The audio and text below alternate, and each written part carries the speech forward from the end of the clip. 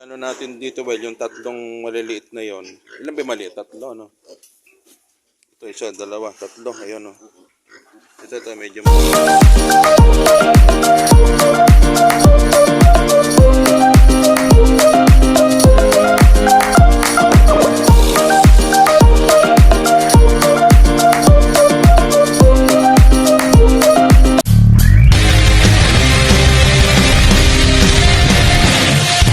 So ayan mga ka-brad, ang ating update po dito sa ating ginagawa ngayon. Tapos na ating kisame, yung mga design. Ito yung ating mga box na tapos na rin dito sa ating dining area. Ayan, tapos na yung ating cob light. Pati dun sa ating Ngayon naman dito naman mga ka-brad, ang natin ngayon, yung tatappings na tayo, preparasyon para sa flooring. Ayan. Mga ka-brad, tapos na yung ating design na box dito sa living. Yan. Ito naman sa may porch natin, okay na, natapos na rin. Dito sa ating kitchen. Yan. Kumbaga, totally tapos na lahat ng kisame natin dyan sa loob. Yan. So, yung mga kabrad ay uwi na dahil pupunta tayo ng mini farm. Kaya, ito lang tayo doon. Isang napakagandang hapon mga kabrad. Kadarating lang natin galing sa trabaho. At yun nga yung update natin dun sa ating ginagawa. At ngayon magtuturo kami ni Joel ng mycoplasma dun sa ating medyo may edad na nabiik. Well, andyan yan natin. Yung gamot.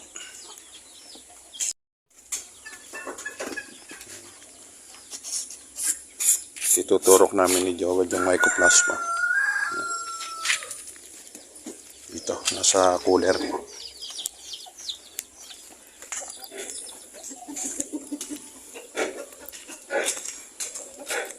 Ito kasi ang gagawin namin dito ni Joel. Idiretso na rin namin ng awat.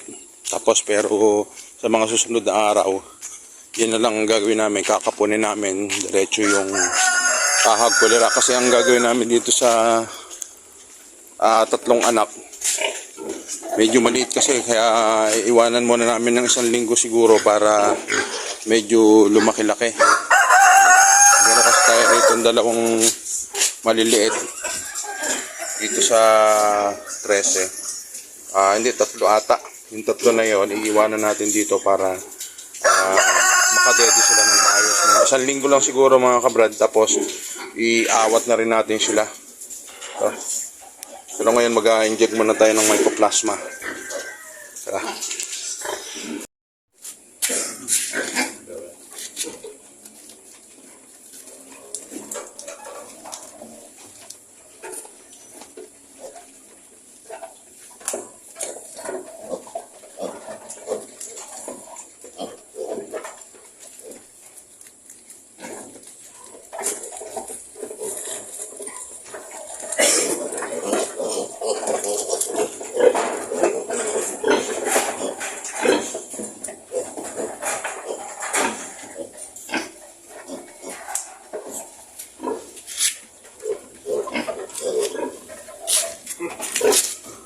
Ito mga kabrad yung ating mycoplasma.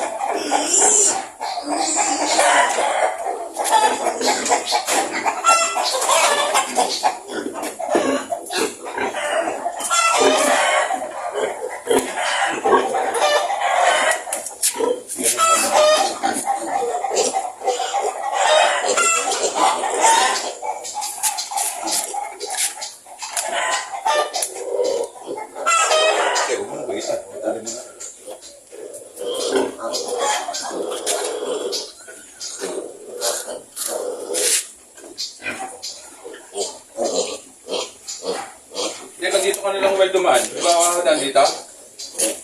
Well.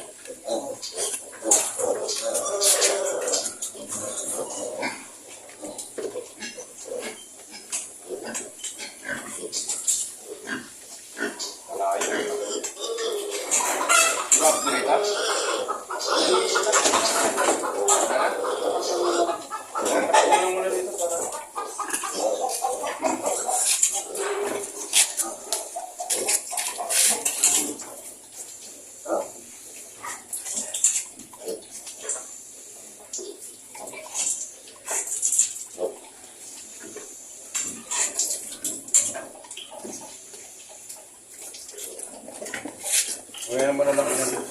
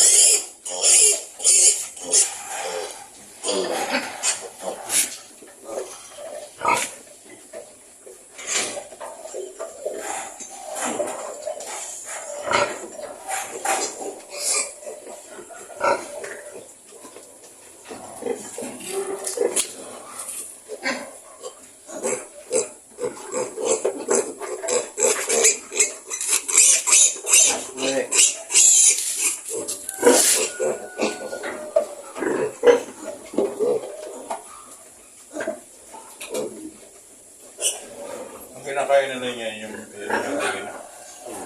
Pero dry. Hindi, try ko mamaya. Kaya hindi. Ito na yung hindi ba?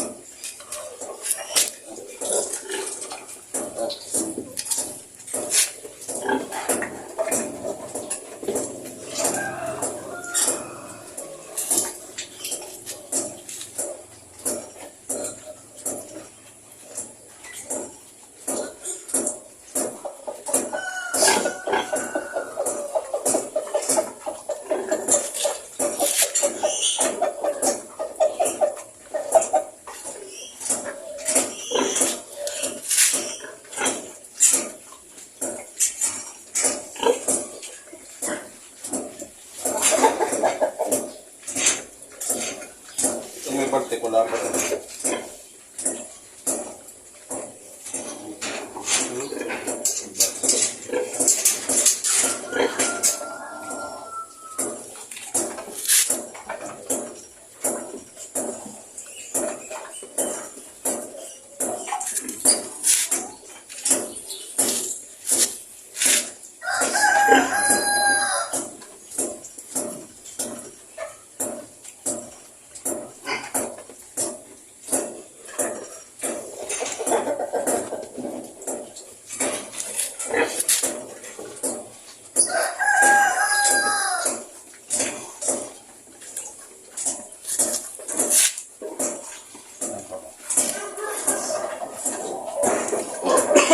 Brown, meron na yun. Okay na.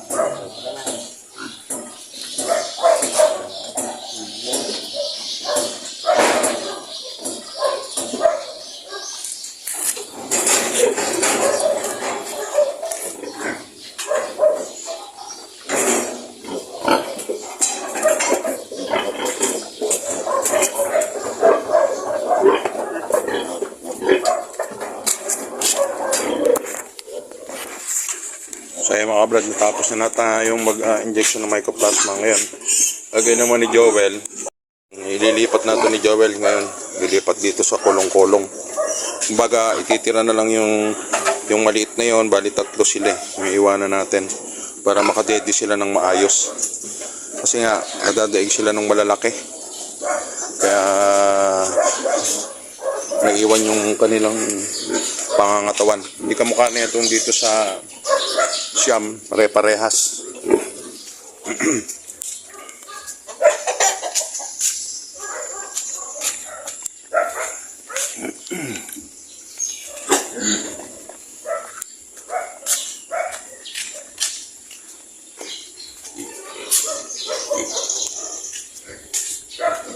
So ngayon dito natin ilalagay muna sila sa kolong-kolong. Parang well, ano yun? Yung maliit yun, nadala mo.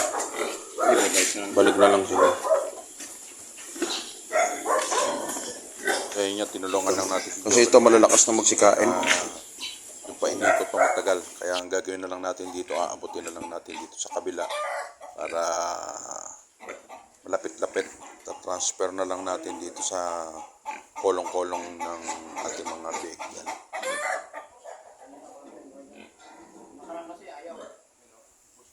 Dito ang mga ilalagay lang natin mga kabrad dito sa kolong-kolong yun yung 10 na napili natin na para dun sa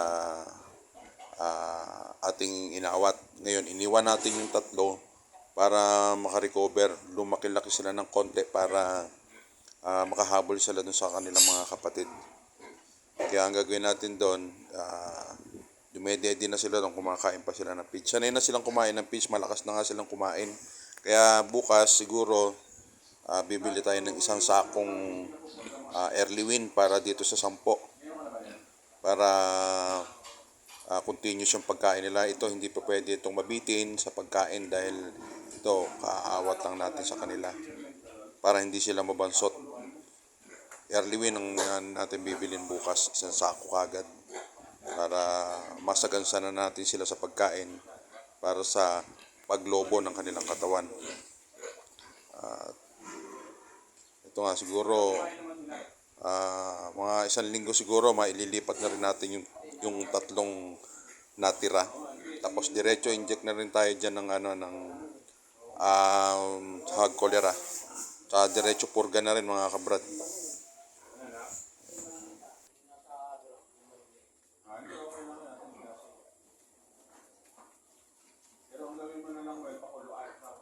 Kasi 1 linggo mga kabrad na manatili sila sa kanilang inahin, tatatag at saka yung gaganda yung katawan ng ating mga biik.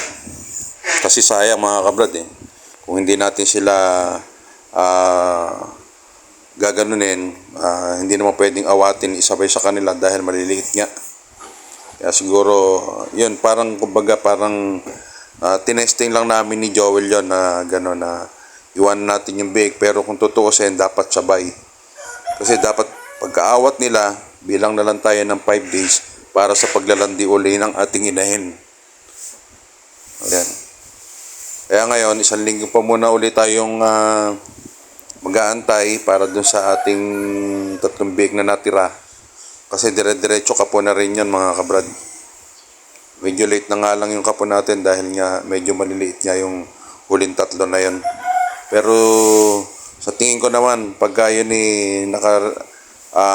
ready sila ng 1 linggo doon sa kanyang inahin, sa kanilang ina, malamang baka lumubo pa yan bago natin isasama sa 3. Pati na rin, dadamay na rin natin mga kabrad yung 2 inahin natin na crossbreed na i-injection na natin ng pang-hog cholera at saka pupurgahin natin mga kabrad.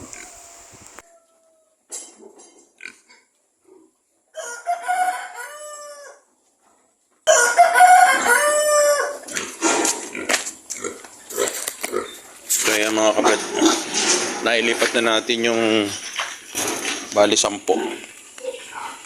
Kabrad, nailipat na natin yung 10 na malalaki. Ang naiwan na lang doon yung maliliit ngayon. Ito na yung pagkain nilang early win. Ito, malalakas na silang kumain. Ito, kabrad, yan.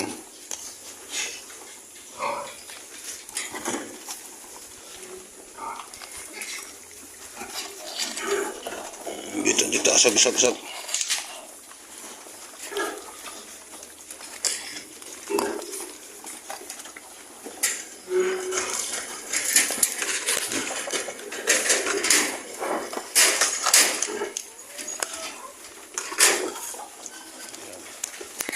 Ito kasi malalaki na dadaig yung maliliit doon. Kaya yon, siguro mga 1 linggo pa yung doon sa doon.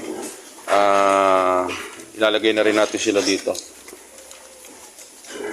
Para lang makahabol. So ayan mga kabrad, dinawa nating 2 gulong dahil yan mga pagsiksikan sila dyan.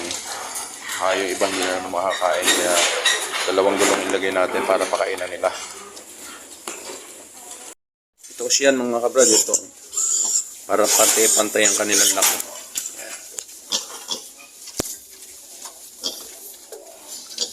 Ganda yung laki ng ating mga alaga dito. So ayan, tayo ipauwi ng mga kabrad. Yan yung 3 natin maliliit. Yan, 3 na yan. Siguro sa loob ng 1 linggo baka sakaling lumaki kahit paano, kahit konti, at yun diretso sabay-sabay na natin silang purga at saka ito awatin na natin dito yung 3 natin silang mabigyan ng 1 linggo ang pagitan doon sa pagpadede natin dito sa inahin. Mag-ano na tayo nun, mag-inject na tayo sa kanila ng hog cholera. Yun, pagkaawat natin ng 3 na to. At ito rin yung ating mga native na inahin, diretso na rin natin ng purga. So ayan nga mga kabrad, hapon na. Tayo uuwi na, dito pa tayo sa ating mini farm. Dahil nga nag-inject tayo ng ating mga alaga. So ayan, muli, maraming salamat sa ating lahat. God bless po mga kabrad.